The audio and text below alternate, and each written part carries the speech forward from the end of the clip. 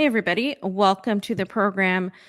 Today, I wanted to talk about a wide range of issues, particularly, obviously, the situation in Israel after Iran's very much promised attack in retaliation for the Israeli bombing of the Iranian embassy in Damascus. And we talked about that last week and the significance of that and how that would change a lot of things. In this particular instance, they did kill a senior official, and we said that that was going to really shift the relationship that many of the countries, including China and Russia, who have been fairly diplomatic with Israel, are going forward, because attacking a diplomatic embassy is a violation of international law. It's a violation of also the Vienna Convention.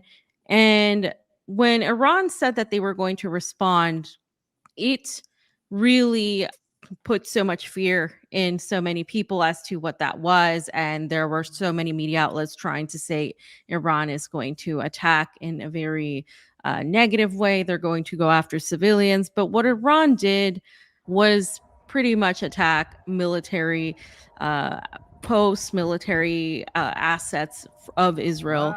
And of course, the entire resistance also did help out simultaneously. And you could see the alliance there. You could see the unity there, which is something I also want to mention. And today, I also have a very special guest to discuss this, who was just here in Russia, in Moscow, as an election observer and for the World Youth Festival as well. He's been on before. And I want to bring on Caleb Maupin, because Caleb has been a just a Caleb, you're really great at explaining a lot of the things that have been going on at the UN Security Council that you have been seeing. But also, I wanted to get your take as well, not just on the latest geopolitics, but of your most recent experience here in Russia. Because I mean, it's one thing, you've been working for RT for a long time, but just coming here and seeing all of the actual multipolarity happening in real time, I think must have been something great. So, Caleb, thank you for coming on. Sure. Glad to be here. So, Caleb, first, let's start off with the fact that you were here for the World Youth Festival. And how did you see that in terms of geopolitics? Do you see that as yet another piece of evidence that Russia is uniting and bringing people together, that there is obviously a new paradigm happening where other people from other countries and continents, for example, people from all over Africa, people from the Middle East, people from India, China, Palestinians, you name it, they were all there. How did you see the significance of that festival? Well, I think all the topics we're talking about today, whether you talk about Iran, you talk about the World Youth Festival, the Russian election that I was there to observe, etc., all of it really just comes down to the fact that there are two economies in the world today. There is the dying Western financial system, imperialism, the highest stage of capitalism, Atlanticism, thalassocracy, whatever you want to call it. There's that dying Western colonial imperialist system. And there's a whole new world that's emerging of countries that have broken out of that system. And what is really dividing them is, are you for growth or are you for degrowth? Because the World Economic Forum and the International Monetary Fund and the ruling elites of the West, they are trying to degrow the world. They want to reduce consumption, reduce the population. They want to have less food be grown in the world. They want less electricity and less oil to be used and less natural resources. They want to keep the world poor so that they can stay rich. And there's countries all over the world that are saying, no, we don't want to stay poor, and we're going to take control of our resources and our energy and our land and our economies, and we're going to build ourselves up. And Russia is one of those countries, and they've done a great job with it. I saw that when I was in Russia, and I saw how many countries have a similar approach from the African continent, from South and Central America, from Asia. And Russia is at the center of this new economy that's rising in the world. And that's where the future is. And that if America is going to have any future, we have to figure out how we can get ourselves as part of that economy, not part of this decaying, Western imperialist order. Because America is getting poorer and poorer and poorer. And while that this Western financial system, it certainly has a lot to benefit people like Bill Gates and people like Jeff Bezos. Average Americans aren't doing too well, and our living standards are falling apart, and our roads are falling apart, and our bridges are collapsing. So at the end of the day, the future of the real America, of American working families, is going to be joining this new economy. And so I saw that. I mean, I was at the World Youth Festival, had so many great meetings. Peter Coffin is in the process of editing together all the footage of the different meetings and conversations and interviews and events that we participated in. It's going to be quite a long piece that we're editing together of just all that we did during the festival. So many people from around the world. I believe there was 20,000 guests there. There was a team of like 5,000 volunteers. And if you added up, my understanding is if you added up every person who participated in the festival, in whether it was someone who was involved in construction or designing the facilities or whatever, there was over 100,000 people involved in the festival. Now, you want to talk about a big mobilization of the population. I mean, that was a huge gathering when you have 100,000 people that come together to put on an event, and it involves people from all over the world. It involves teams of young volunteers. It involves youth organizations from across the planet. And of course, the climax of it was for the closing ceremony. The Russian president came and gave a great speech, and then sat down for a session with some of the select guests. And I actually got to ask him a question. Things between our two countries are not good at this point. Before we left, we had to have a press conference at the United Nations. We are concerned about being prosecuted. There are 3 Americans that have already been charged and are facing prosecution, possibly 15 years in prison, simply because they attended a conference like this in Russia, the Uhuru movement, they're called. And we are concerned because I know that I speak for the majority of the American people when I say that we do not want our tax money dumped into this conflict in Ukraine any longer. We do not want our country to continue to deteriorate internally while our leaders waste money on prolonging this war. I'm frightened by what the Biden administration is doing, not just in Ukraine, but also on Taiwan and on the Korean Peninsula. And I really do see gatherings like this as a potential road to peace. And what I have seen at this festival has blown my mind. The amount of young volunteers that you have here, people who have stepped up, who love their country and want to just come forward and put together dynamic events like this. What kind of role can events like this and young diplomacy activities like this play in helping set the stage for maybe changing the dangerous direction our leaders in the United States are taking things against the majority of the wishes of the majority of the people of our country? Thank you. The United States of America is a huge and unique country in its own way. Over 300 years, in just 300 years, which is a small period of time compared to our history, but thanks to the talents of the Americans, it became a superpower, which is an obvious fact. We know outstanding American politicians, we know outstanding American business people, cultural activists, which is an obvious fact. We used to be allies during 2 world wars as we fought Nazism and fascism. What happened recently? After the war, after the alliance, the United States and the Soviet Union started dividing the world, and they did so successfully.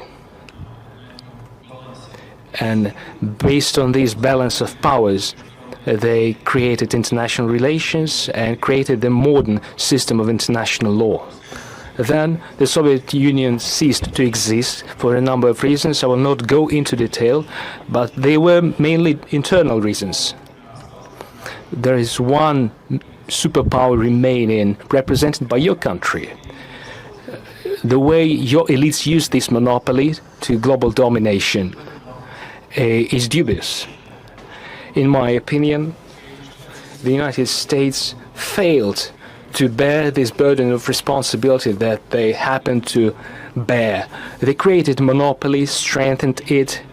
I don't mean the American people, I mean the ruling elites. While strengthening their monopoly, they soon faced a situation where the overwhelming majority of countries disliked it. And so, step by step, it became obvious to everyone that there is resistance to the forming global order. Many, including your allies, they are keeping their silence here. They are afraid of speaking up because they're dependent on major economies, on mass media. There are a lot of dependencies, but believe me, I know what I'm talking about. Even allies dislike it too. And so they faced failures and disturbances. The ruling elites of the United States, after achieving the monopoly of power, decided that the previous system of international relations that was built on the outcomes of World War II is no longer satisfying for them because the balance of power evolved, and hence they decided to change the international legal order. And when it became clear that not everyone is okay with this, by this I mean Iraqi developments, they happened without UN Security Council sanctions. The same applies to Syria, Yugoslavia, former Yugoslavia. Without going into detail about root causes, there were no decisions or resolutions of UN Security Council. The United States did let this genie get out of the bottle. If they did so, why can't other countries protect their national interests in the same way? As for Yugoslavia, my counterpart told me on multiple occasions, yes, we did so without UN Security Council resolution, but there was a waging 8-year war, bloodshed, something must be done.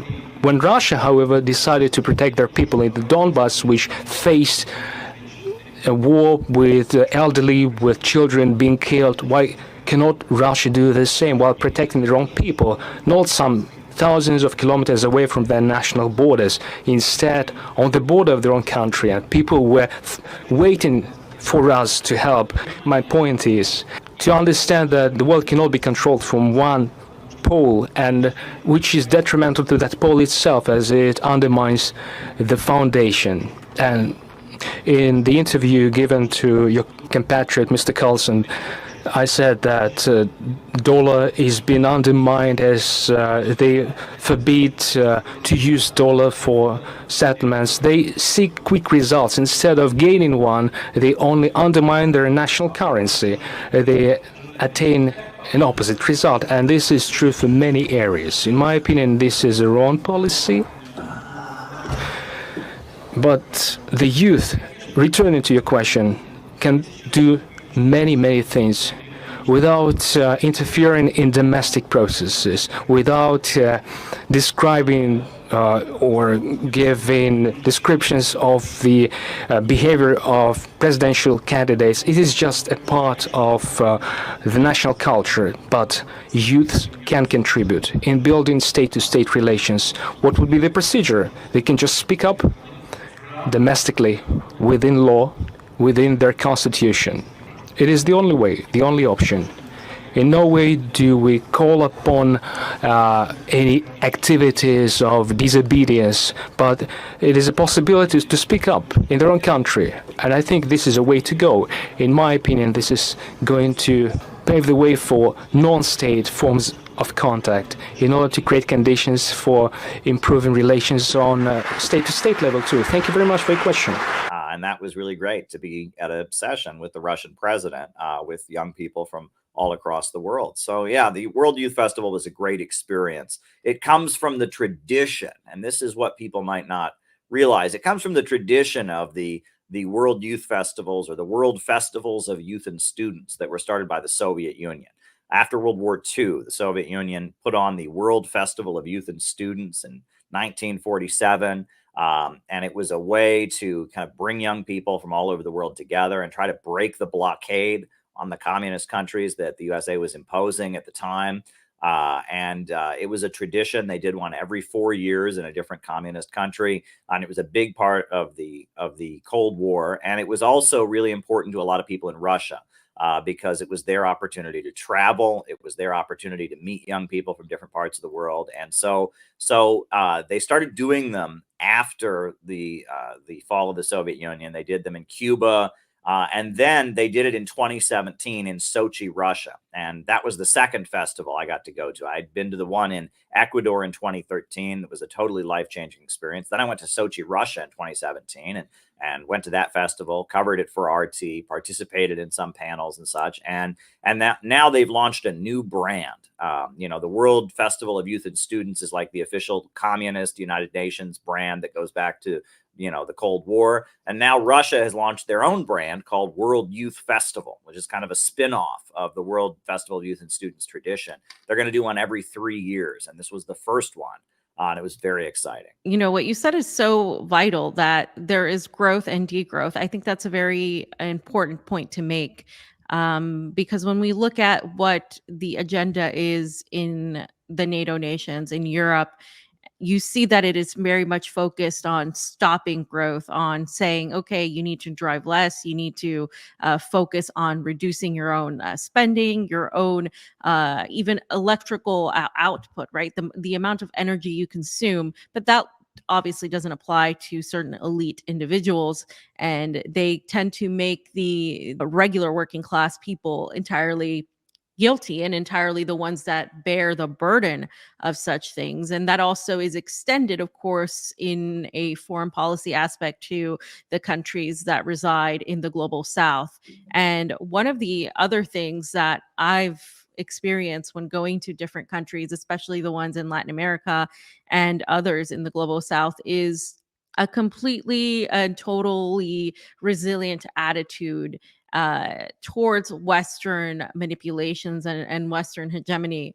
And you were able to also, apart from the youth festival, observe the elections in Russia, which have been continuously bombarded with accusations of being fraudulent and fake, and just entirely, of course, not run in a democratic way by the United States and their Western proxies. Now, they say that Vladimir Putin is a dictator, that Vladimir Putin didn't really win the elections. They mocked the election before it happened without providing, of course, any sort of evidence. I've seen this before in countries like Cuba and Nicaragua, where you've also been.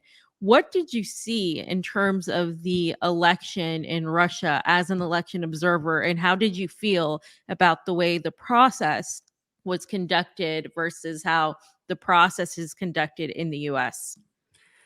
Well, all of the criticism of the election, as you alluded to, is just innuendo. It's that Putin's been president for a long time. How could anyone be president for such a long time?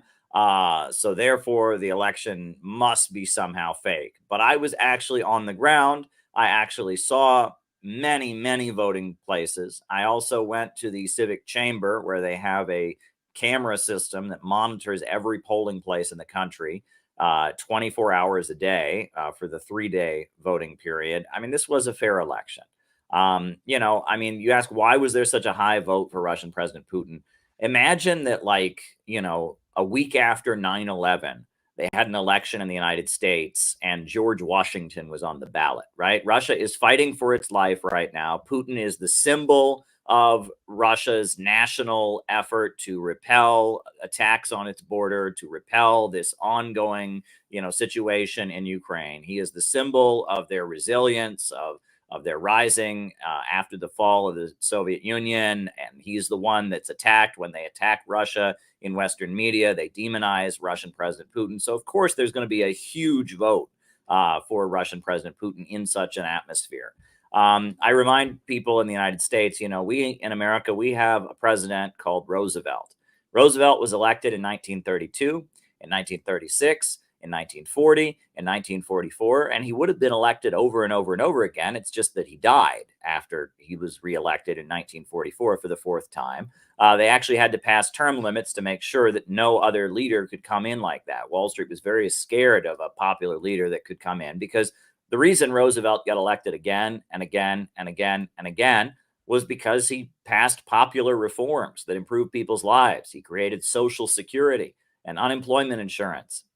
He hired millions and millions of unemployed Americans to build things like Key West Highway and LaGuardia Airport in New York City. And most of the post offices in America were built by Roosevelt hiring unemployed people. He legalized labor unions. And when workers occupied their factories, he said they had the right to do that. He said sit down strikes, occupying your factory, workplace occupations were legal. And he was a champion of working people. He improved their lives, and then he unified the country to fight the Nazis during the Second World War. And so he was wildly popular. And we don't look at Roosevelt as being a dictator. We just assume that, well, he was a popular leader. It was, a time of the Great Depression and the Second World War. It makes sense that he would win many elections.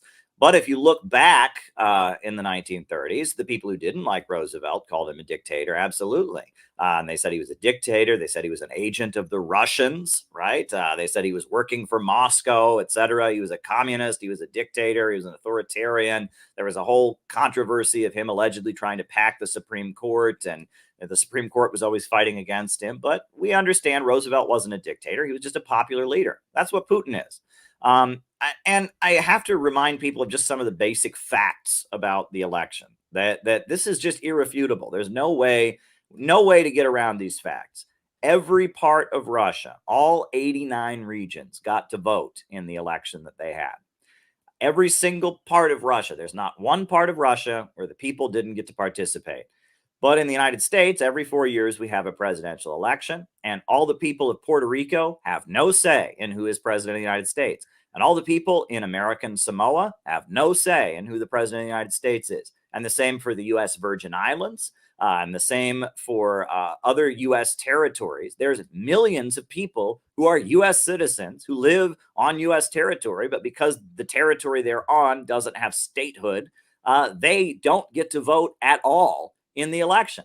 So on right there, already Russia's election is way more democratic than the Americans are. Could you imagine if Russia picked some region and said, well, they don't get to say, we don't consider them to be a real state. They're just a territory. They don't get to participate. Everyone would call that unbelievable. They'd call it authoritarian. They'd call it, undemocratic. But that's what happens in every U.S. election. On top of that, here in the United States, our elections are on a Tuesday, and it's not a national holiday. Right? So there's huge lines before work, huge lines after work in order to participate in the election. Well, the election in Russia is a national holiday. It's on a weekend, and they have 3 days to vote. So clearly, the Russian government is more interested in having the population participate in the voting than the American government is. And again, there's no way to get around that. In America, in many states, if you have committed a felony, you lose your right to vote for the rest of your life. You cannot vote, right? In Russia, they have special voting booths in the prisons. So not only people who have been convicted of crimes, but people who are currently doing time get to vote. And they have a special system so that prisoners can vote.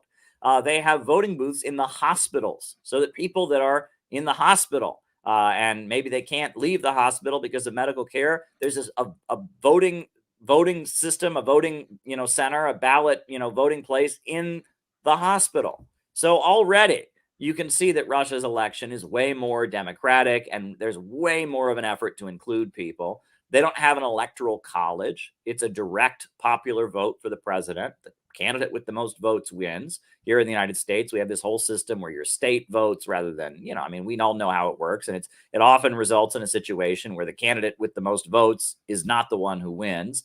So, right there, the USA has no grounds to criticize Russia's election. None at all.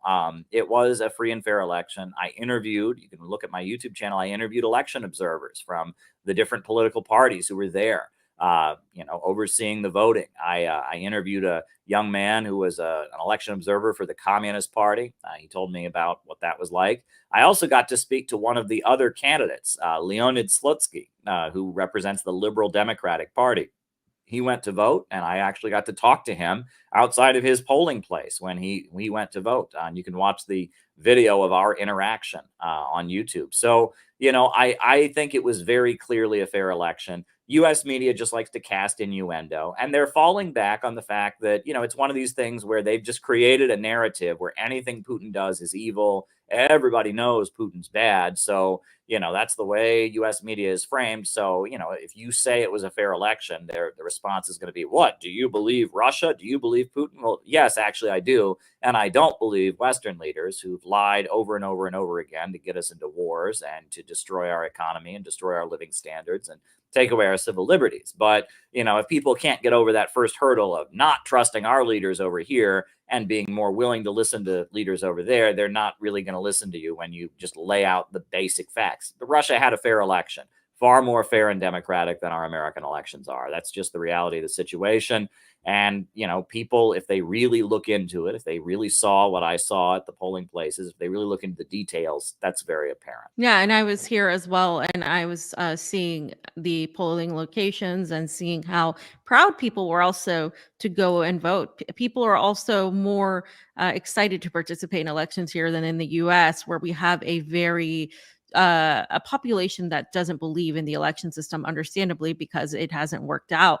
And you have so much distrust in the entire election system that really a lot of people feel entirely turned off from politics. Therefore, they are entirely uninformed and only come in to sort of vote for the presidency in some sort of symbolic way. It's not necessarily even something that people pay attention to. And it's really sad what it's become. But you're absolutely right in terms of Russia having, I wouldn't just say a fair system. It's in terms of the way it's conducted, more secure as well. There's a lot more security, a lot more of what we call in the election world chain of custody. There is a lot more awareness into how to conduct this, whether you're in Donbass or whether you're in Moscow.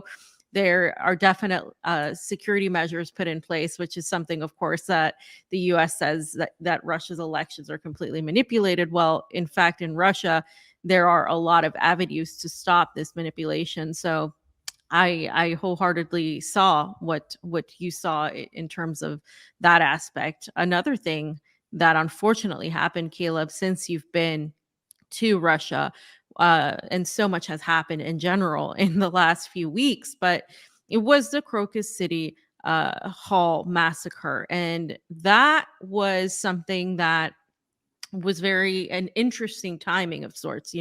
I don't believe much in coincidences when it comes to politics, but Vladimir Putin had come off winning 87% of the vote in the entirety of the Russian Federation, in some regions in the 90s as well, which is something that the US has used in other countries as well to say that, well, the election couldn't possibly have this high level of participation, nor could they really like Putin that much.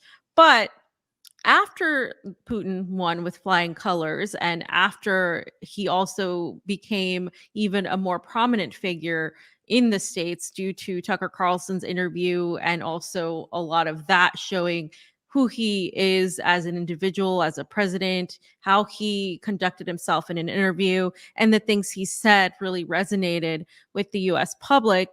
We see this attack coming from these terrorists who were of Tajiki origin. And we see immediately the mainstream media highlight ISIS-K. And the United States, of course, was leading this allegation that it was ISIS-K. And immediately the entirety of the Russian government knew and started to suspect. This is very interesting because they began crossing into Ukraine, the ones who committed this assault. And unfortunately, of course, I have to remind people, at least 135 people were killed, many more were injured. And this was an attack that we have had attacks here in Moscow and Russia against journalists like Vladimir Tatarsky, Daria Dugina. We have had political people and journalists be persecuted by Ukraine.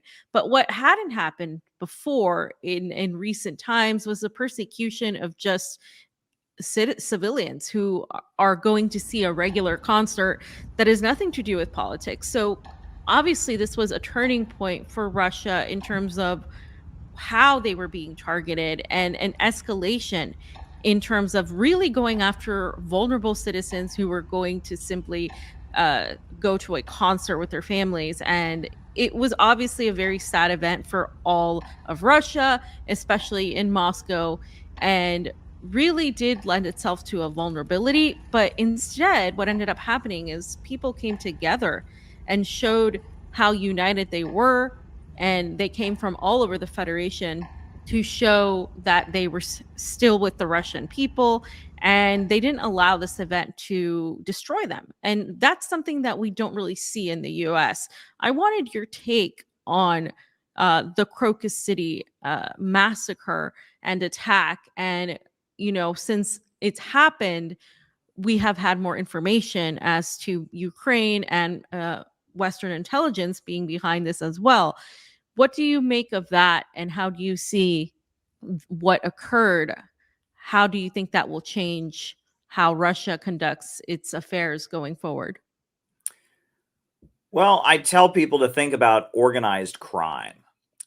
Think about gangsters, right? One of the oldest thing that organized crime will do is, they'll come to your house, come to your nice store in a neighborhood and say, geez, I hear there's a lot of bad people here in the neighborhood who like to break people's windows and like to vandalize things or like to steal. And I can make those people go away. I'd sure hate for someone to come break your windows. I'd sure hate for somebody to harm you in some way or vandalize your property. But if you give me some money, we can make sure that doesn't happen. If you do what we say, we can make sure those bad people don't do some of the things that you might be concerned that the bad people might do.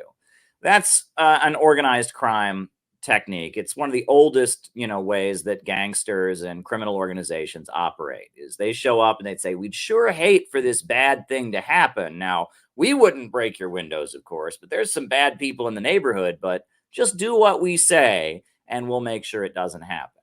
Well, I was in Russia when the US State Department issued a travel warning urging people to avoid large gatherings and concerts. And it was for a date, that was like 2 week and a half prior, and nothing happened. And it was very strange. And then afterwards, we saw what happened. And that was the US government making clear to the Russian government that what happened came from them. It didn't come from them directly, right? It came from some kind of proxy force. It came from Ukraine and some people that Ukraine was working with. But that was the American government very subtly telling Russia that what was about to happen came from them. And if you do what we say, if you submit to us, maybe this kind of thing won't happen to you. This is gangster criminal behavior. And there's no way around it. And that is what the American government did. And the fact that they clearly knew it was going to happen. And then they try to say, well, they warned Russia ahead of time. No, they didn't. Right. And we have Seymour Hersh and what he's published about it, about how the so-called warnings were too vague. They knew what they were doing. They weren't warning Russia. They wanted Russia to understand when it happened that this came from them. This was criminal gangster behavior. And I got to say, it's such projection, because in US media, they're constantly trying to tell us that Putin is a gangster. Putin's not a gangster. Putin is a dad. Putin is a chill family man who wants to take care of his country. He's all about family values and working with people. I have been in the same room as Putin a number of times. I finally had the opportunity to actually directly interact with him. He doesn't give off a gangster aesthetic. He's not showing off how much money he has. He's not waving guns in your face. That's US leaders, right? US leaders are gangsters, and US society is very much deteriorating into a society kind of defined by gangster aesthetics, with young people all trying to show off on social media about how rich they supposedly are or how much they have, and put other people down and get into rivalries and mess other people up and all of that. We are very much deteriorating into a gangster society here in the West.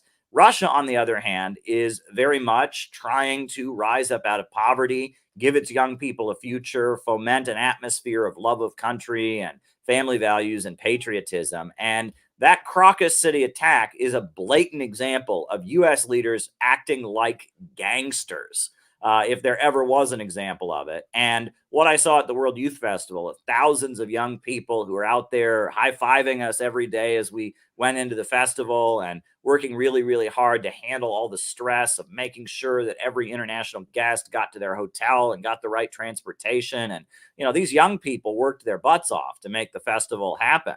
And I don't think we'd be able to have a festival like this in the United States. I don't think our American youth would be able to handle the stress, would be able to get along with each other, would have the patience, to do what these Russian young people did. I mean, thousands of these young Russian kids were just out there working really hard, handling stress, making sure everything happened, keeping a positive attitude the whole time.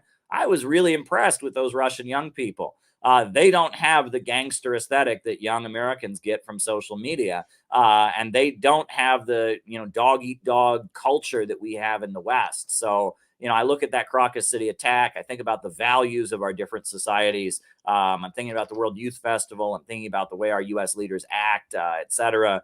It all kind of gets back to that. We're two parts of the world, two global economies that are going in two different directions. I'm glad you brought up the gangster aspect, because there's another aspect of this I want to talk about. I had Christopher Halali on as well earlier, and I know he was part of your delegation.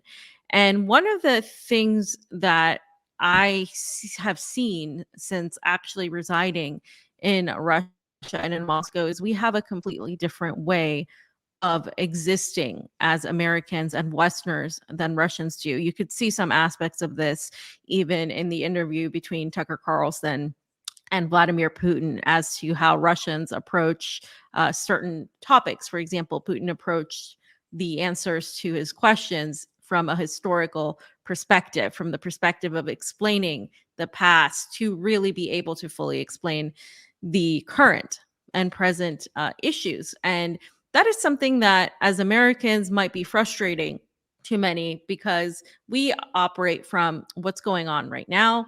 Give me this. I need this right now. I need this to happen as soon as possible. And we operate from, and of course, this is part of the capitalist mode, as you mentioned, a dog eat dog world. In order to be successful, we need to put others down. We need to see each other as competition. And I see that in the media world as well. And not just in mainstream media, but even in independent media. We need to make sure that we get to the story first. We need to make sure that we have the upper hand in this. And instead, what I have seen mostly in the Russian Federation, because not just in Moscow, not just in Sochi, but in other parts, in other smaller aspects of the Russian society, is a more collectivist approach. And obviously, the East is more of a collectivist culture, not just Russia, but China as well. And that is also, though, I would say, largely anti-capitalist. And in the US, we are taught that it's weak to show vulnerability, that it's weak to not put yourself first. We have people who really have hailed Ayn Rand as the epitome of what it is to be successful, versus in the Eastern culture, and Russia is partly an Eastern nation, you have a more of, I would say, not just collectivist, but a society that respects others beyond the self. And I think that's been reflective in the politics of Russia and who is in leadership positions in the Russian Federation. How did you see Russia in terms of collectivism and in terms of its Soviet aspects that are still present today, in spite of the fact that it is a capitalist country? Well, it's interesting because you started out talking about the Russian president's interview and how he gave this kind of long-term history of the country in order to kind of give context to the Ukraine crisis. It's interesting because here in the United States, many, many different YouTubers and TV personalities and other people have gone out on the streets of the United States and asked Americans to locate certain countries on a map. Can you show me where North Korea is? Can you show me where Zimbabwe is? Can you show me where Brazil is? Or can you show me even where the United States is? And they have many examples of random Americans not being able to find their own country on a map, not being able to find other countries on a map, not really, being able to even locate, key countries on a map, not knowing who they are.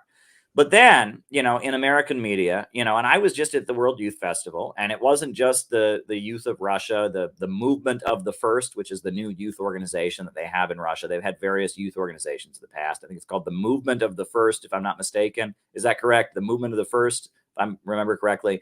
But this is like a patriotic youth group that Putin has formed. But it wasn't just them. You had the Ho Chi Minh Communist Youth Union of Vietnam. You had the Kim Il-sung Youth of North Korea. You had the Robert Serra Youth Movement of Venezuela. You had the Union of Young Communists of Cuba. You had the Young Pioneers of Tunisia. You had many different, youth organizations from around the world. And these young people wear matching uniforms. And they march in unison, and they have chants and pledges. And, we look at that in the United States, the youth culture of socialist and anti-imperialist countries. We look at that and we say, well, those young people are all brainwashed. They're all mind controlled and brainwashed by a totalitarian regime. But you know what? Every single one of those young people can find their own country on a map. Every single one of those young people can find the United States on a map. So, you're telling me that they're brainwashed, they're mind controlled. Oh my God, they're in a uniform. Oh my God, they're marching in unison. This must be totalitarianism. But who's more free when they can all find their country on a map? They can all explain the history of their country and other countries in great depth.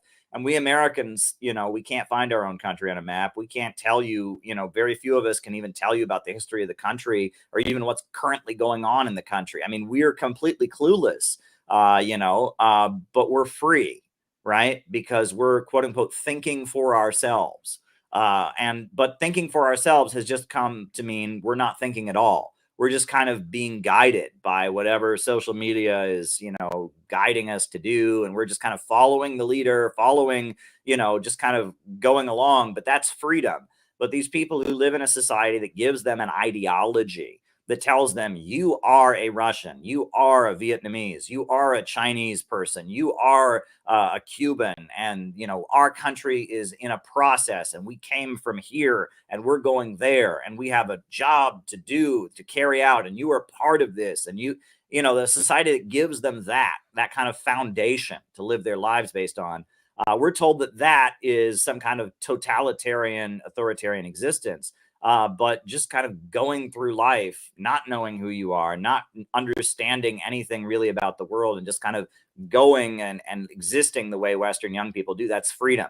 Well, if you look at the rising suicide rates in the United States, if you look at the drug addiction rates and the opioid epidemic, and you look at the devastating mental health crisis for young people, there is one mode of existence that is healthier, and knowing who you are and where you came from, knowing where you're going and how you're getting there, having an identity, being part of a nation that has goals, that is a much healthier state of existence. Now, obviously, we can look throughout history to bad things that have happened. Obviously, you talk about war, you talk about societies oppressing people. There are downsides to that way of being also. But largely, we've seen that the anti-imperialists and you made a point, Russia's not the Soviet Union anymore, and China is a socialist country, but it's a very different setup, and the anti-imperialist countries have learned a lot from the 20th century, and they've adjusted their way of being because they want to make room for innovation, and they want to make room for a level of individuality that maybe they didn't have in the previous time as they were just rising up from poverty. These countries have largely kind of corrected their mistakes, but they're still largely collectivist in their approach. Whereas we in the West, have taken the radical individualism and the liberalism, not liberal as in Democrats and Republicans, but liberal as in the liberal ideology that puts individualism above all else and opposes collectivism, the liberal ideology of the West. We have taken that to such extreme conclusions at this point that it is psychologically tearing apart the next generation. People don't know, what does it mean to be an American at this point? I mean, you're an American, I'm an American. What does that mean? I don't know. I mean, I don't even know what it means to be an American at this point. What is our goal as a country? What are we trying to achieve? I don't know. I mean, do you know? I don't know. I mean, Well, just to not to interrupt you, but I just want to say part of that is the confusion as to what we want as US Americans versus what our government is doing. And there's clearly a contradiction as to what the majority of American people really want, even the ones that aren't too aware of what's happening versus what the government is doing, and an inability to find the mechanism to stop it or change things, right? Because as we just mentioned earlier, the election system is completely a gigantic mess. And so people just don't know how to correlate, okay, well, I'm an American, but do I support what the United States is doing and sending money and weapons to Israel, to Ukraine? What are they doing over here? Do I support them if they're taking my taxes? And look at the state of our domestic issues, as you mentioned,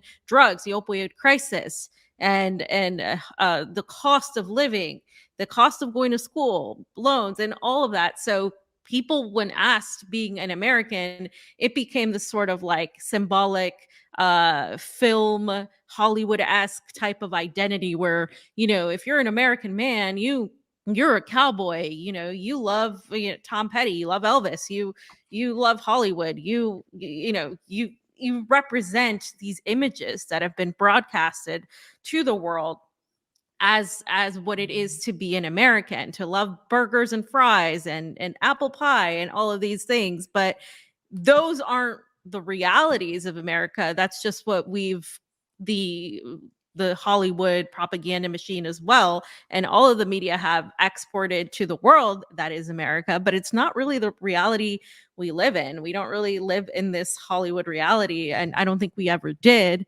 But I think it's the juxtaposition has gotten much worse. Yeah, there's a lot that we could say there, but I actually have to go back to during the Korean War, there were a number of American GIs that got taken prisoner of war, and in the prison camps they became communists, and they started making broadcasts and statements condemning American imperialism, condemning and confessing to war crimes against the Korean people. And the American government was just horrified. How could these good American, wholesome young men become communists? How did this happen? And that was the beginning of CIA Project MK Ultra, because they were shocked. Like, how could these young Americans become communists, right? And that was when the brainwashing scare kind of started in the 50s and the 60s. And, the movie The Manchurian Candidate came out, which was about communist mind control. And they did all kinds of investigations as how could this have happened? How could so many, American, wholesome, conservative, Midwestern young men, how could they have confessed to war crimes in prison camps? How could they have, become communists in the prison camps? How could they have denounced their own government? And they began investigating that, and they realized that the guys who did become communists were the most like blind supporters of the American government. They went in there with the belief that America does nothing wrong. America has never made any mistakes. We are the shining city on the hill, the land of freedom. And so they'd be in the prison camp, and the North Koreans would show them, Emmett Till's mutilated body or the lynching, the pictures of the lynching of black men. And they would show them, and at first they'd be like, no, that's communist propaganda. It would never happen. But they'd show them New York Times articles and all of that. And then they would crack. And once they cracked, then they immediately became communists, because clearly America wasn't all it was meant to be. However, the guys who didn't flip were the guys who already knew about lynching and already knew about Jim Crow and already kind of had more of a shades of gray worldview. And they were the ones that didn't flip. And they started realizing that it's much more effective in terms of maintaining control of the narrative to get people into a state of being where they think everyone is a liar, everyone is a phony, and that's a way to just kind of de-escalate and deflate people's passion. And that if you get people, hyped up into the belief that, America makes no mistakes, all you have to do is show them that, clearly the US government, slavery, all the ugly wars this country has waged. The United States has done a lot of evil things in the world. So you just show that to people that are like true believers, and they'll flip and become communists. So they realized that getting people into this lukewarm state of being was a much better way of trying to control the narrative. Get people to think no one is good.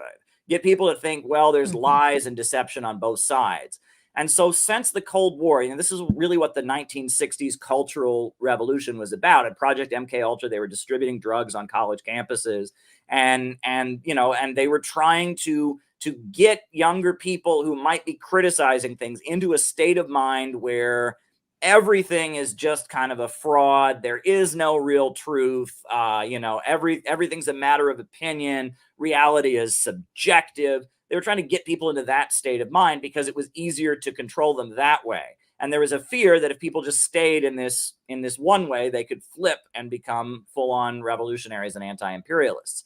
And that is very much how they were able to defeat the Soviet Union, right? They instead of coming at the Soviet Union with, America is great and American imperialism is ideal and the Soviet communists are evil, they started injecting this kind of lukewarm way of thinking into the communist bloc, right? And they started subsidizing, the dissident and the reformist elements, the Gorbachevs and the Yeltsins that had much more of this kind of lukewarm way of being. And this enabled the United States to triumph in the Cold War. This was the main way they realized that it was effective to fight communism, by replacing the passion and revolutionary enthusiasm with kind of a deflated, that was the way that they were able to defeat communism in the Cold War. But it's like the monster that they unleashed against the Soviet Union and into our own culture to try and maintain control, this postmodernism, pessimism, whatever, it's now turned around and hit US society harder than you would ever believe, right? And this is what is causing US society to come apart. Look, even when I was a kid, I grew up in a very conservative area, very, very, Christian and right-wing. And we all had this idea of America's the greatest country in the world. And it's never done anything wrong. Capitalism is the best system. And that ideology, that worldview that was, probably much more prevalent like back in the 50s, that's been pretty well debunked. Good, because it's bullshit, right? But it hasn't been replaced with anything. It's instead been replaced with this: there is no truth. Everything's a matter of opinion. Everyone's a liar. Everyone's a phony. You just kind of have to be selfish and push your own interest. And it's been replaced by that. And that is leading society to come apart. Whereas the communist bloc and the anti-imperialist countries of the world, they've learned from the Cold War. They had real problems, right? They had real problems with the way their economy was being set up. They also had problems with the way, ideology was kind of being imposed onto all of society in ways that were problematic. So they corrected, right? They took the opportunity of the fall of the Soviet Union and the 1990s to adjust. And anti-imperialism and socialism are rising around the world, but they've adjusted. Whereas in the West, this pessimism that we introduced as our kind of secret ideological weapon against communism has just become the ruling way of being, and it's destroying and corroding our society. And this is a complex kind of way of understanding it, but if you really look into the history of the Cold War and all of that, this is really what has happened. The pessimism and the lukewarm sentiments that we introduced in the world as a way of more effectively combating and eroding communism have become the way our society is defined, and it's destroying us as a people. It's funny because I think of liberals as well. Like when you talk about, the 1960s and the beginning of MK Ultra, is a lot of these people who were supposed to be these revolutionary hippies became the liberals that we have today. And that is very interesting to see how that developed, because you talk about people who are questioning the reality, which could actually turn you into a revolutionary, but question the reality in terms of not really giving it a material uh, support, a material foundation, and really just focusing on staying in neutral positions is what the US has turned into, and just completely devoiding itself of any sort of culpability, any sort of understanding of the rest of the world. And of course, that is also inherent in our individualistic part of society, where we really don't have to care because, it doesn't really affect us, but it actually does. And it actually is affecting us and has been affecting us for a long time. And I can see just snippets of that in the libertarian mindset and the mindset of many anarchists as well, or people who call themselves anarchists who, really think that everything is bad and there's no good and there's no ability to fight back in a genuine way against these powerful forces. And so everything, including what Russia's doing, including what China's doing, is just going to lead us into this one point, and there's no point in fighting it because they're all part of it. So we might as well just, be defeated and go and protect ourselves and our own families, and that's it. There's nothing we can do. And so that doomerism, or whatever it's called, I think is very paralyzing for a society, and it really keeps us from actually doing anything. And when we talk about society in the United States, one of the ways that we have weaponized culture, and drug use and these sort of things, like, for example, the liberalism of women and femininity, is to actually use it against other cultures. And one of the, of course, the main countries we have always persecuted in this way is Iran. And we often show pictures of how Iran was before and how Iran is now. And we use that to say, well, Iran is a theocratic society, therefore it must be completely free of any sort of good things about it. They must be a radical people. They must all be these fundamentalist extremists. And since women wear hijabs or headscarves, which is actually what they do wear, then they must all be completely brainwashed. As you said, they must all really, truly be living a miserable existence. But when I was in Iran, I actually experienced the most, and I don't know if I've ever said this, I experienced the best treatment as a woman I've experienced anywhere in the world. I was completely listened to, respected. I was completely heard.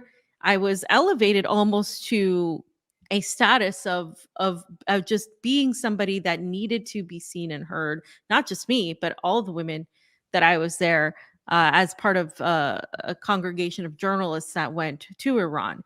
And it was very interesting for me to see that, because I haven't experienced that in the Western world, that is supposed to be the beacon of hope for feminism and for women's rights and all of these things we are told.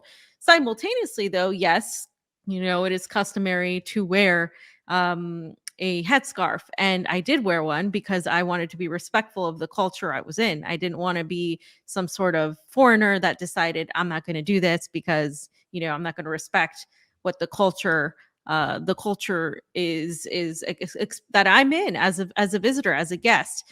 And so for me, it was extremely I was thrown off because I expected there to be more of a sense of, okay, well, there's more of a division, and there is a division in terms of gender roles, but it's not what people think it is. And when we see how Iran has been treated by the United States, by Europe, and by all Western powers as being this very radical nation that is just full of these fundamentalists, we see how that is completely opposite of the experience of many others who have gone to these countries. And you have you been to Iran? I forget. A Have you number been? of times. I made a documentary in Iran called 2015 called Iranian Dream. That's So what I yes, thought. yes, I Yeah, spent so I quite a bit of wanted to time in ask Iran. you. Well, I wanted to ask you your experience in that, since we're going to get into what's happening with Iran. Your experience in how you saw the cultural differences and how they actually related to the real political differences that the United States says that we have. Well, first of all, Iran is a revolutionary country. And you saw that when you were there, and I saw that when I was there. The supreme leader of Iran, he actually, I believe there's a lot of evidence that he got his degree in the Soviet Union. He studied in Russia, and that, the slogans that Khomeini built the Islamic Revolution on, he said, not capitalism, but Islam, neither East nor West, war of poverty against wealth. There was a very anti-capitalist and socialistic aspect of the Islamic Republic. Now, they reject Marxism. They're very opposed to Marxism because Marxism is atheistic and they're very religious. So, but they consider their revolution to be anti-colonial. There's pictures of Malcolm X everywhere. There's pictures of Palestinian freedom fighters everywhere. There's a street named for Bobby Sands, the Irish freedom fighter who fought the British Empire. And they consider the Islamic Revolution to be part of the wave of anti-colonial revolutions that happened in the Second World War. Most of those, post-Second World War, most of those anti-colonial revolutions were led by Marxist, Leninists, or communists, but not all of them. And Iran, it was not. It was led by Khomeini and the Islamic Republic, and they have a Shia Islamic revolutionary tradition. But the Shia revolution, the Shia wing of Islam does have a lot about fighting for the oppressed and martyrdom and sacrifice, right? And it comes out of the imams, right? The imams were as Islam, there was kind of a divide in Islam after the death of the Prophet Muhammad, and that as the umads, they called them, the merchants and the traders kind of became dominant. The descendants of the Prophet, the imams, they became the champions of the poor people against the merchants and the emerging capitalist class. And so they talk about fighting for the oppressed. They talk about sacrificing for what is right. I believe Imam Ali said he's never seen great wealth without great violations of rights all around it. And that they have a lot of socialistic and anti-oppression ideas, the idea that one should live for the oppressed and sacrifice, and that also that the best thing that one can be is a martyr, one who gives their life for what is right and for God. That is the highest thing you can be. And when I was in Iran, every neighborhood has pictures of the martyrs from that neighborhood because, Iran was invaded by Iraq, and Iran had a very bloody revolution. And every neighborhood, there's people who gave their lives, and those people's faces are on display. And some of them are quite young. Some of them were teenage boys, 12 years old, 14 years old. There's one young man that's like a hero because when the Iraqi tanks were coming in, he just strapped explosives to himself and laid down in front of the tanks and blew up some tanks. And, that's something that it's very hard for us as Westerners to really kind of wrap our minds around. But, the Shia revolutionary tradition, it is very much anti-imperialist and revolutionary. And Iran is very close to Venezuela. And Iran has a state-run economy. Their economy is centered around oil, and the oil is in the hands of the state. And there's a lot of state-run industries. There's like 5-year economic planning. And that the biggest economic entity in the country is the Islamic Revolutionary Guards, which are a paramilitary organization that's accountable only to the supreme leader. They're above even the elected government. So, Iran is a country that views itself as fighting colonialism, fighting imperialism, fighting against oppression. And of course, the main outpost of colonialism and oppression is Israel, right? Israel is the outpost of Western colonialism and imperialism that's right near them. I believe Khomeini, he said that American imperialism was the great Satan, but that Zionism and Israel were the little Satan. That's the way that they described it. So, I've spent a lot of time in Iran, and I've been to anti-Israel conferences in Iran. I've been to different parts of the country. I went on a ship from Iran to Yemen to try and deliver medical aid in 2015. I made a documentary there. Iran is a revolutionary country, and it's part of this rising alternative in the world. One of the most moving experiences that I've ever had in my life was when I went and saw the supreme leader of Iran speak. And that was in 2015 after I got back from the medical, journey, the attempt to deliver aid to Yemen. And it was an event, that was to commemorate the death of Khomeini, the founder of the revolution. It was in the mausoleum for Khomeini. There were 20,000 people there. I was seeing, a lot of very working class people, not just from Iran, but from around the region, from Lebanon, from Pakistan, from other places. And I was sitting with a lot of diplomats from African countries and a lot of Chinese diplomats. Iran and China are very close. Iran is part of the Shanghai Cooperation Organization. So we're all in our suits and ties, and we're sitting on chairs with our suits and ties. But most of the people in the room are just sitting on the floor, and I'm seeing teenagers in military uniforms, and I'm seeing, people from the countryside, and it's just this room full of people. When the supreme leader walks in, right, he can only move one of his arms because he suffered from a bomb attack. So he can only move one of his arms. So he walks up to the balcony, and just the room goes electric. Like, you can't describe it. Like, just his presence has this spiritual energy, and people in the room just start screaming and crying and just moving back and forth. And then all the men in the room extend their hand toward him and say, "The blood in my vessels belongs to the supreme leader. The blood in my vessels belongs to the supreme leader." And he can only use one of his arms. So his hand kind of goes up, and they're all like looking at his hand very closely. I mean, it's something you really can't describe. But so I have a translator in my ear, and I'm listening to his speech, right? And in his speech, he's explaining that at the time the negotiations with the United States were going on. He's explaining that Iran will negotiate with the United States, but we don't trust the United States. We'll never trust the United States. And then he says there's a debate in Iran about whether or not we should call America the Great Satan. And he said, we absolutely will continue to call America the Great Satan, but we don't mean the American people. We mean the American government. We mean the American system of war and imperialism. He said, we oppose the crimes of ISIS, and we oppose the crimes of the federal police of America. They are both the same. And the whole audience applauded for that, because they said, and he said, and that there are many good people among the Americans, but they are ruled by an evil system, and they are the great Satan, that system that is threatening people, that is supporting Israel, that is backing ISIS, that has destroyed so many countries. That is the great Satan. He said that. And then this whole room of 20,000 people started pumping their fists forward like this and chanting, "Death to America. Death to America." And I started crying, and I just broke down and I started crying. And it was one of the most emotional moments I've ever had in my life.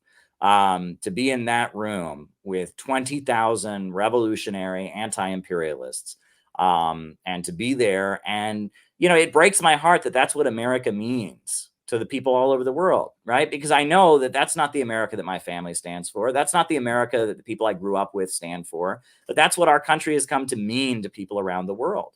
And it was a really important moment in my life to be there and to realize that we have to be serious in the way we operate, because there's a lot of foolishness. A lot of people that in this alternative media world or in the world of left-wing activism are just being very, very silly. They're fooling around. They're trying to make themselves feel good. But we have a responsibility to build a real movement in the United States to oppose American imperialism, to stand in solidarity with the people of the world. I feel that most Americans, if they knew the truth, would have been in that room with me. And that maybe they wouldn't have called it America, but they want to destroy that system that they were all chanting death to America. That they identify America with a system, with imperialism. And I believe most Americans deep down hate that system also. And they hate what it's doing to people around the world. They hate what it's doing to people in their communities. They hate how their freedoms are being taken away. They hate how their living standards are dropping. And there's a system of prisons for profit. And I mean, Americans deep down don't benefit at this point from imperialism. And that we have a responsibility to build a real anti-imperialist movement, and not just fool around. The other thing that's interesting is, when I first went to Iran, because my address, I live in Brooklyn, New York, right? That's where I currently live. And because I've got curly hair, and because, I'm a left-wing activist, they assumed I was from certain demographics in the United States. And when I got there and they learned that I was originally from Ohio and that I was from a Christian background, they were surprised. And they were like, wow, and they said, well, it's really, really important that you've come here. And I'm like, what do you mean? And they said, well, Farrakhan, he comes here every year, and Norman Finkelstein comes here and stuff. But you're a guy from Ohio. You're a guy from a small town in Ohio. And guys like you want to kill us. And guys like you think that all Muslims are terrorists and that we're the enemy. And that you have a really important role to play as a guy from Ohio. And I'd never thought of that before. My whole experience as an activist was always that I was a privileged white male, that I should be embarrassed, that I came from a conservative background, that I came from a small town. But they were telling me that that was really important because Americans like me are suffering right now. And the ruling class of America is trying to turn that suffering into a vehicle to, spread more wars, when in reality, that suffering that working class Americans from small towns like mine are facing could be the basis of building a real anti-imperialist movement, not some protest cage, a few hippies chanting no more war, but a real movement to change America. And so my travels in Iran were so important for me in realizing who I was and realizing the role that I could potentially play as an anti-imperialist in America. I tell people that the Center for Political Innovation and the work that we're doing, really, you can trace it back to, kind of the spiritual awakening I had in Iran when I was confronted with the reality of so much. If you just read books about this stuff, right? You can read books when you're a teenager and pretend you're Che Guevara and, fantasize or something, but there is a real global class war between imperialism and anti-imperialism. And it's pretty clear there's one side that's going to win, and that's Russia and China and Iran and Venezuela and Cuba. Those countries are going to win, and the Western system is going to lose. It's going to be destroyed. The question is, does it go down viciously? Are there atomic weapons that explode? Do millions of people die in the process of that Western system going down?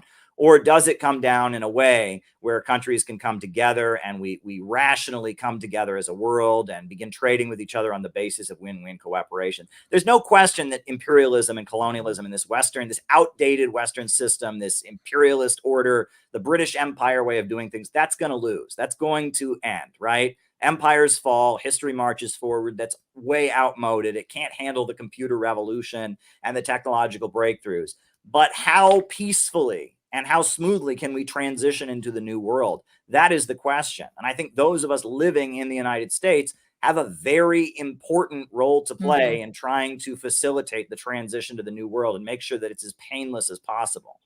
Yeah, and I'm glad you brought that up because, in wrapping this up, I want to say that the people of the United States are the ones that have the most important role in terms of changing our how this goes down. As you said, I think the end of the Western dominance is inevitable. It's already happened. But in terms of how that goes down for the rest of the world and for Americans, I think that is still up for grabs. And so I wanted to ask you, since we're still on Iran, what do you make of Iran's retaliatory, of course, action towards Israel for the bombing of their embassy in Damascus? And how do you see what they did as significant? Because I see it as historically significant, where they were able to do and showing Israel's weakness and showing the United States' inability even to protect Israel, but also in showing the unity of the resistance, because it wasn't just Iran that attacked Israeli military factions and supplies. It was also Hezbollah, Yemen. The entirety of this resistance axis really got involved. And of course, it was also done symbolically as well for Gaza, in what Israel has been doing to Palestinians. And for the longest time, Israel has been projected as this completely and totally unsinkable ship, this Titanic that could not fall, this gigantic surveillance intelligence apparatus that is completely undefeatable. And what we saw from Iran was, in spite of only using their older, less powerful weapons, which they have warned that if Israel attacks, they will respond much more severely, 10 times more was the actual statement. In doing this, we have seen that Iran has a capability that Israel or the United States can't really keep up. And that's not counting, of course, Syria, Lebanon, Yemen, and Iraq as well. And you also have, of course, other potential powers like China and Russia, if this is to escalate to that level where obviously most of us don't want that to happen. And so how do you see historically what the events that happened on April 14th and Iran's retaliatory actions towards Israel? Well, let's start first of all with what Israel did. Israel bombed the consulate of Iran in Damascus. They killed 7 Iranians, including a top general. And this fits into a pattern of not just Israel, but America also. They think they have the right to just target individuals anywhere in the world, right? Obama could kill even U.S. citizens with drones, right? No trial, no procedure. Oh, we're the American government. We decide they're a terrorist. We can kill them. And the U.S. government has, they abducted Alex Saab completely illegally, a Venezuelan diplomat from Colombia on his way to Iran. None of America's business. They grabbed him off his plane and they held him for years. They grabbed the CFO, the chief financial officer of Huawei Technologies. Western leaders think that they somehow their laws apply to the entire world. And if they decide somebody is no good, they have the right to abduct them or murder them.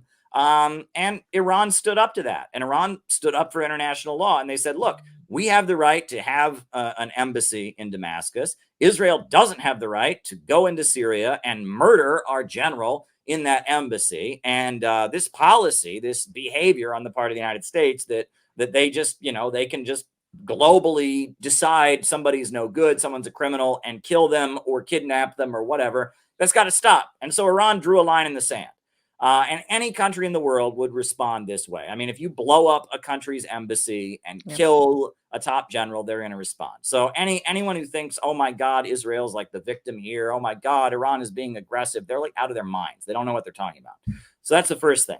The second thing is that, the USA had to scramble to stop that attack from being much more devastating. They destroyed an Air Force base, I believe, that was on Palestinian territory. There were a number of drones and missiles that did connect, and the USA spent billions and billions of dollars flying through the skies and doing everything they could to deflect that attack. And still a number of those missiles hit.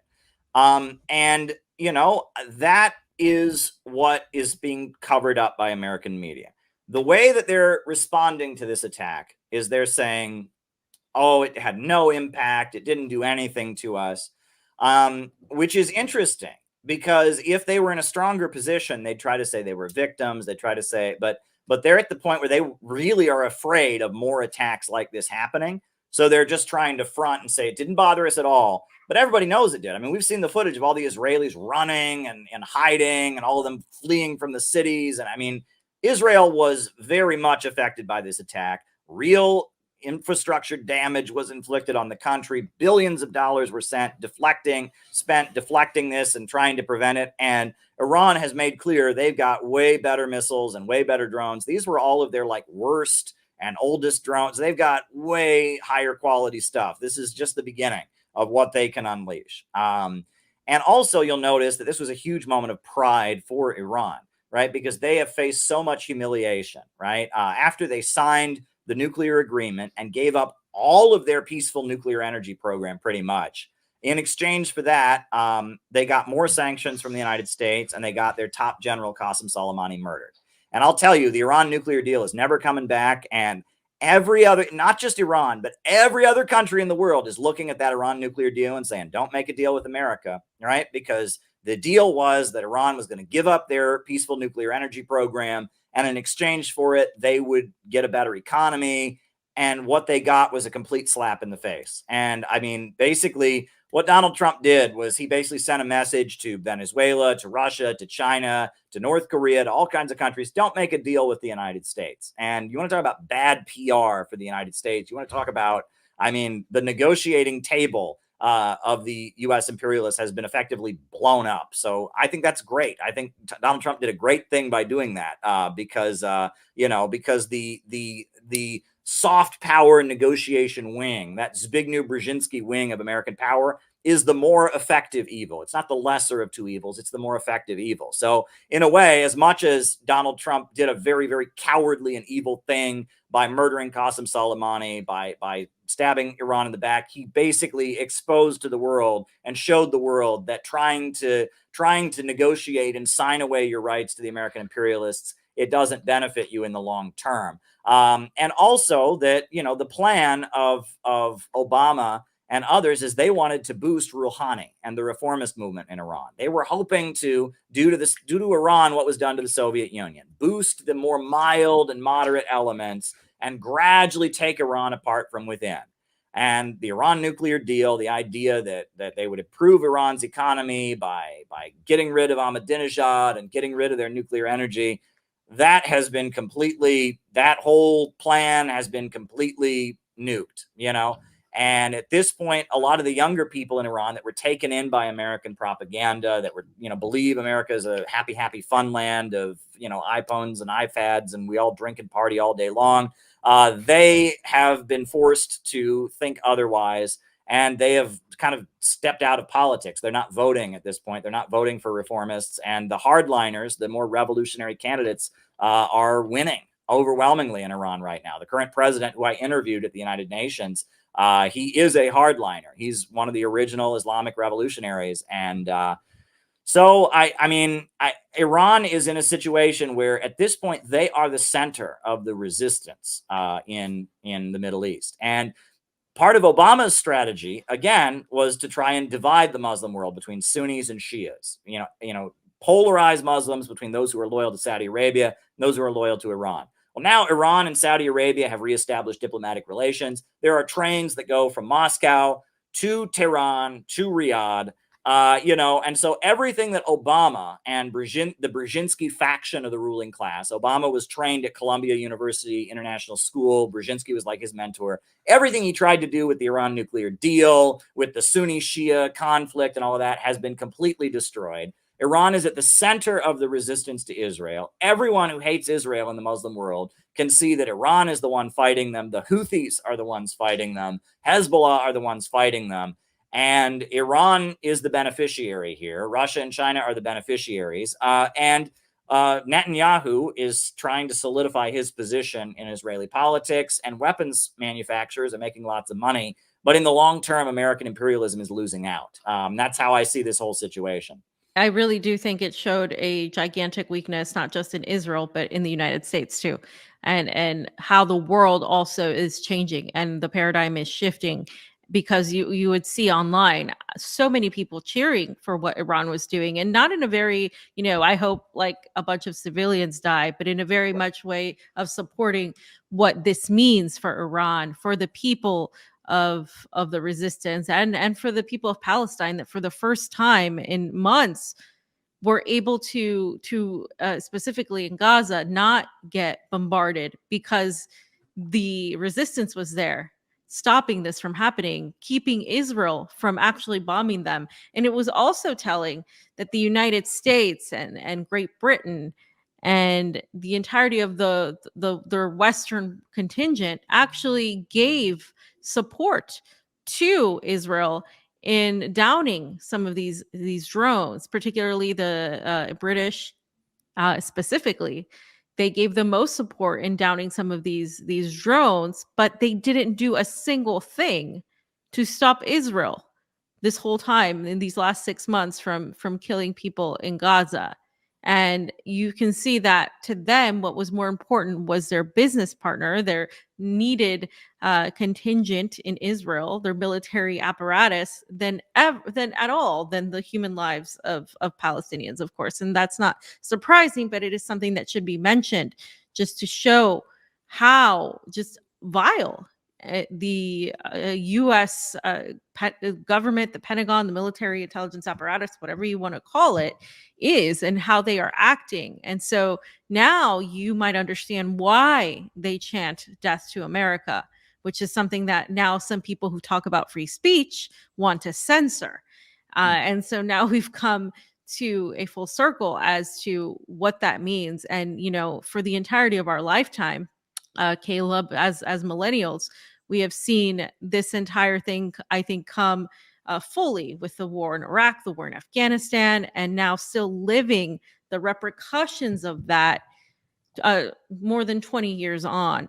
And I want to thank you for coming on and having these discussions with me, and for really, because we could sit here and talk about so much more, because so much happens every single day. I feel like decades past every single day with the amount of news that's out there. Why don't you just tell everybody where they can find you, more on your books and the latest you've got going on? Sure. Well, my latest book is called "Who Are the Houthis and What Are They Fighting For?" It's about the Houthi movement and their origins in Yemen. I'm involved in an organization called the Center for Political Innovation. We have conferences and retreats, and we distribute books, and we put on events. We're going to be involved in protesting the Republican and Democratic conventions this summer and the NATO summit that's coming up in Washington, D.C. Yeah, if you want to check us out, we're at cpiusa.org, Center for Political Innovation. That's our organization. We got great work going on, and I'm on YouTube streaming all the time. I'll probably be on, later tonight. So there you go. All right. Well, that's it, everybody. And be sure to check out Caleb and his organization out, as well as him on Twitter and YouTube as well. Thanks so much for watching. We'll see you next time. Thank Bye. you.